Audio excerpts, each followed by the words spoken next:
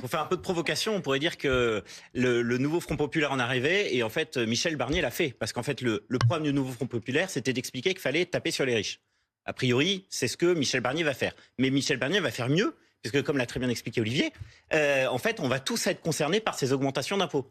Le nouveau Front populaire nous disait la dépense publique, il ne faut pas y toucher. C'est tout à fait normal qu'on ait 7 points de plus que nos voisins européens de dépenses publiques. On est à 57%. Nos voisins européens sont en moyenne à 50%. Donc c'est un écart énorme.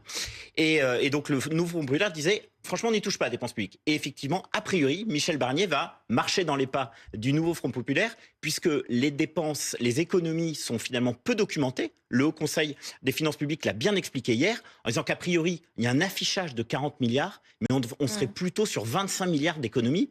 Et ce qui fait du coup une espèce de répartition un peu tronquée. On va avoir effectivement 50% d'impôts, 50% de dépenses publiques, alors que le vraiment poison français, c'est la dépense publique. Et je crains que Michel Barnier soit finalement, comme ses prédécesseurs, continue à être dans le logiciel du on augmente, il y a une crise, on augmente les impôts, parce que ça, l'augmentation des impôts, elle est toujours certaine. En revanche, c'est vraiment l'augmentation des impôts pour tous. En revanche, sur la partie économie, je crains vraiment que finalement, ce soit relativement peu palpable.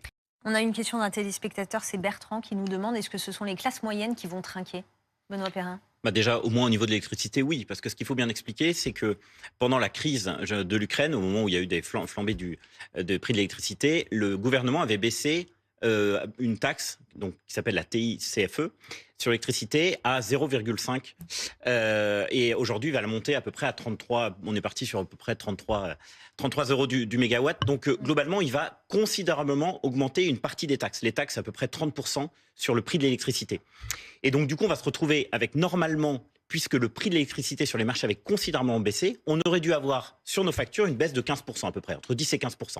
Et là, comme ils vont augmenter cette fameuse taxe, eh bien, on va a priori être sur une baisse de seulement entre 5 et 8%. Donc là, typiquement, sur l'électricité, ils vont aussi augmenter un taux de TVA qui était plus bas sur l'installation des chaudières à gaz.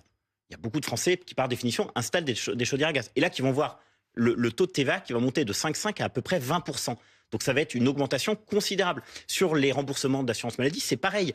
La sécurité sociale va moins prendre en charge un certain nombre de remboursements. Donc ce sont les mutuelles qui vont les prendre en charge. Et donc ça au final, ça va se répercuter sur les patients. Ce qu'il faut bien comprendre, c'est quand on pénalise les entreprises, très souvent, c'est répercuté sur le prix. Ouais, donc... On a une question d'Alain qui nous demande est-ce que le gel des retraites n'est pas un impôt caché? Bah, alors l'inflation sera à peu près de 2,5%. Donc sur une retraite de 1 500 euros, ça fait à peu près une perte de pouvoir d'achat d'à peu près 15 euros. Pour donner des estimations. Oui, c'est sûr que c'est très malin comme système parce que vous avez beaucoup de prestations sociales qui sont indexées sur l'inflation. Et en faisant ça, vous faites effectivement des économies, mais pour les gens, c'est moins de revenus. Donc oui, c'est un impôt déguisé. Pareil, pour bien comprendre les choses, il faut avoir à l'esprit que les profs, c'est 50% des effectifs de la fonction publique d'État. Fonction publique d'État, c'est à peu près 2,5 millions de fonctionnaires. Là, vous en avez la moitié qui sont des profs. Donc, je veux dire, là aussi, si on veut parler d'efficacité, si vous réduisez le nombre de profs, si vous ne baissez le nombre de fonctionnaires dans l'éducation nationale, là, vous avez vraiment de l'impact budgétaire, contrairement à d'autres ministères où ils sont finalement très peu. Et c'est toujours la même histoire quand on veut faire des économies. Soit on est dans le symbolique et à ce moment-là, on propose de raboter par-ci par-là. Soit on est dans l'efficacité et là, effectivement, on est sur le sujet des fonctionnaires, on est sur le sujet de la retraite, on est sur le sujet de l'assurance maladie. L'assurance maladie, c'est à peu près 25% de la dépense publique. Les retraites, c'est l'autre 25% de la dépense publique.